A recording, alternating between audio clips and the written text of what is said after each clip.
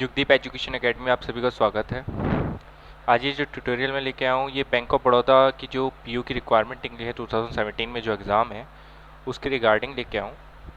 इसमें हम देखेंगे कि क्या इस एग्ज़ाम को फिलअप करने की इम्पोर्टेंस डेट है, क्या इसकी लास्ट डेट है, कौन सी डेट में ये एग्ज़ाम होगा, कब इसका रिजल्ट आएगा, कितने नंबर ऑफ पोस्ट हैं। और इस वीडियो ट्यूटोरियल में हम ये भी जानेंगे कि इस एग्ज़ाम को क्वालिफाई करने के लिए हमें क्या क्या प्रिपरेशन करनी है, कैसे करनी है और क्या क्या एग्ज़ाम में आने वाला है।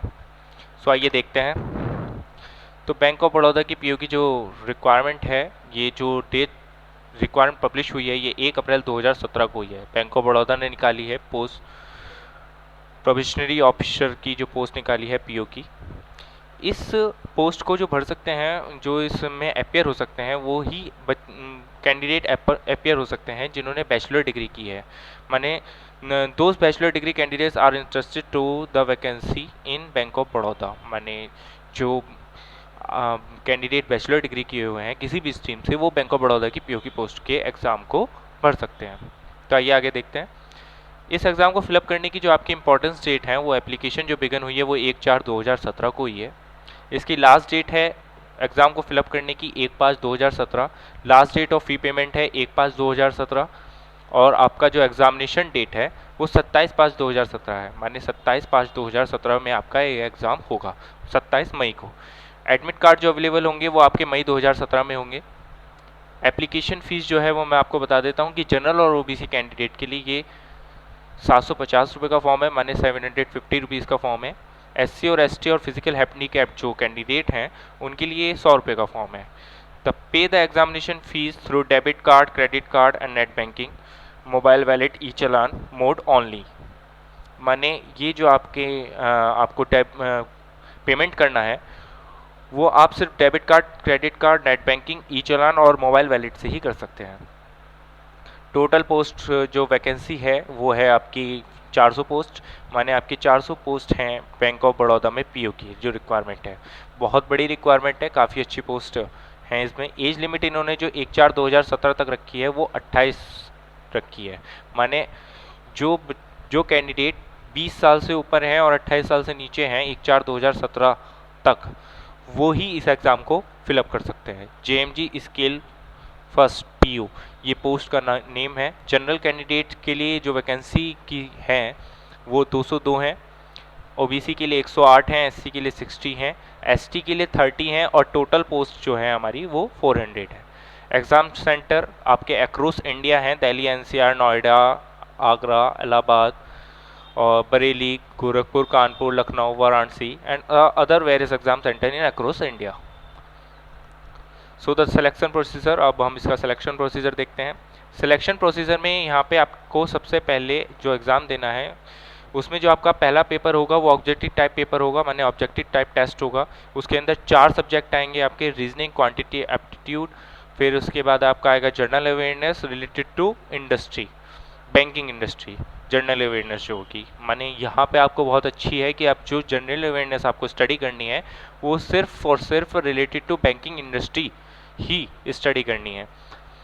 इसके बाद आपका इंग्लिश लैंग्वेज का पेपर होगा। इन सब में आपका जो रीजनिंग आएगी वो 50 क्वेश्चन आएंगे, क्वांटी एप्टीट्यूड के भी 50 क्वेश्चन आएंगे, जनरल अवेयरनेस के भी 50 क्वेश्चन आएंगे और इंग्लिश लैंग्वेज के भी 50 क्वेश्चन आएंगे। माने आपके जो टोटल नंबर ऑफ क्वेश्चन होंगे वो 200 होंगे। टाइम आपको 2 आवर्स का मिलेगा और पेपर की जो मैक्सिमम मार्क्स है, माने जो आपका क्वालिफाइंग मार्क्स में जो मार्क्स रखे गए हैं वो मैक्सिमम मार्क्स आपका रखा गया है 200। माने पर क्वेश्चन पे पर नंबर मिलेगा, माने आपको 1 नंबर 1 क्वेश्चन पे। डिस्क्रिप्टिव टेस्ट जो होगा वो आपका इंग्लिश लैंग्वेज का होगा। इसमें आपके 2 क्वेश्चन आएंगे, टोटल नंबर ऑफ क्वेश्चन होंगे 50 नंबर के और ये आपको करने के लिए 30 मिनट्स मिलेंगे। माने आपका पूरा पेपर जो होगा वो 2.5 घंटे का होगा। यही टेस्ट आपको डिसाइड करेगा कि आप इसके लिए आगे के लिए शॉर्ट लिस्टेड होते हैं या नहीं।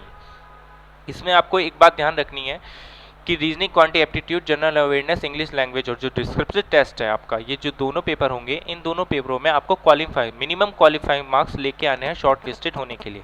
क्योंकि जब आप शॉर्ट लिस्टेड होंगे तो शॉर्ट लिस्टेड होने के बाद आपको साइक्रोमेट्रिक असेसमेंट, ग्रुप डिस्कशन और इंटरव्यू के लिए शॉर्ट लिस्टेड किया जाएगा। माने इन दोनों पेपर को देने के बाद आपको साइक्रोमेट्रिक असिस्टेंट देना है। असेसमेंट में क्लियर होने के बाद आपको ग्रुप डिस्कशन देना है, फिर ग्रुप डिस्कशन के बाद आपका इंटरव्यू। ये आपके इस एग्ज़ाम का पैटर्न है। तो देखते हैं आगे साइक्रोमेट्रिक असिस्टेंट और ग्रुप डिस्कशन और पर्सनल इंटरव्यू में क्या है। साइक्रोमेट्रिक असिस्टेंट जो बच्चे ऑनलाइन एग्ज़ाम जो सीबीटी टेस्ट होगा उसको क्लियर करेंगे वो शॉर्टलिस्टेड होंगे साइक्रोमेट्रिक असेसमेंट के लिए। साइक्रोमेट्रिक असेसमेंट क्लियर करने के बाद आप ग्रुप डिस्कशन एंड इंटरव्यू के लिए शॉर्टलिस्टेड होंगे। देन आपके जो क्वालिफाइंग मार्क्स हैं और interview marks, group discussion marks और आपके साइक्रोमेट्रिक असेसमेंट, ये आपका डिसाइड करेंगे कि आपकी फाइनल मेरिट लिस्ट क्या होती है।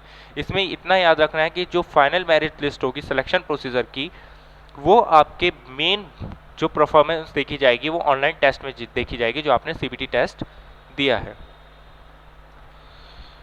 सो अब इसके आगे बात करते हैं। So all the best for your exam. Bank PO के इस एग्ज़ाम के लिए बैंक ऑफ बड़ौदा के आपके लिए आप सभी को मेरी तरफ से बेस्ट ऑफ लक।